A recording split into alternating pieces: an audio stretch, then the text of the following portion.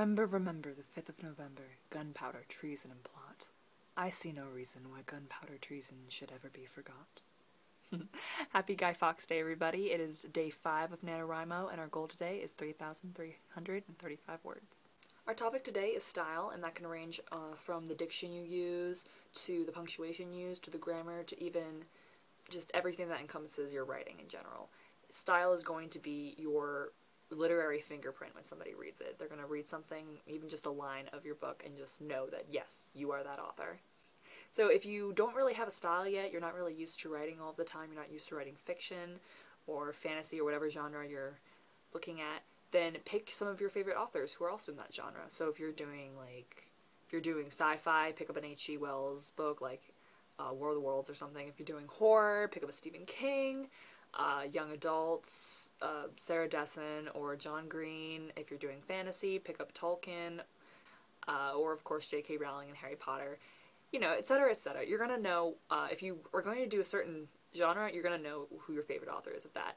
So what I suggest is that you just pick up a copy of one of their books that you want to look at, just read a paragraph, look at the way that they say things, their diction, the way that they put things in with punctuation, the grammar that they choose to use, and the grammar rules that they choose to ignore.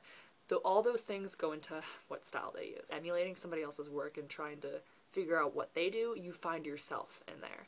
So it's in the weird logic of how writing a 50,000 word novel, a 50,000 word piece of crap at the end of the month, can make you a better writer. Just in general for dialogue, if something looks like this.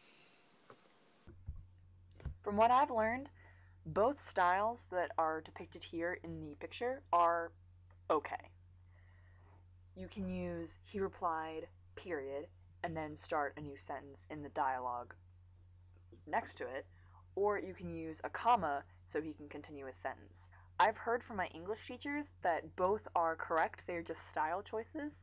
So for me, I usually use the first one at the top with the period and then a new sentence because it makes most sense to me, but you can do whatever you want because this is your book, this is your style that you are creating, and who am I to judge you?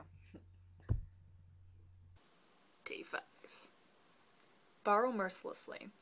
One of the best ways to learn to do something is to emulate those whose work you admire. The treat or task for today is to drop by the bookstore and pick up a novel by an author whose voice you've always loved. Read the first few pages of your purchase before you start writing, and pick out the methods the writer uses to create the mood you find so appealing. Is it the folksy vocabulary and informal writing style, the electric buzz of clipped declarative sentences, or the poetic, lyrical style of flowing sentences and sensual adjectives? Whatever it is, borrow the elements you love and use them throughout today's writing session. So, go forth, emulate someone's work, find your own style, and I will see you tomorrow.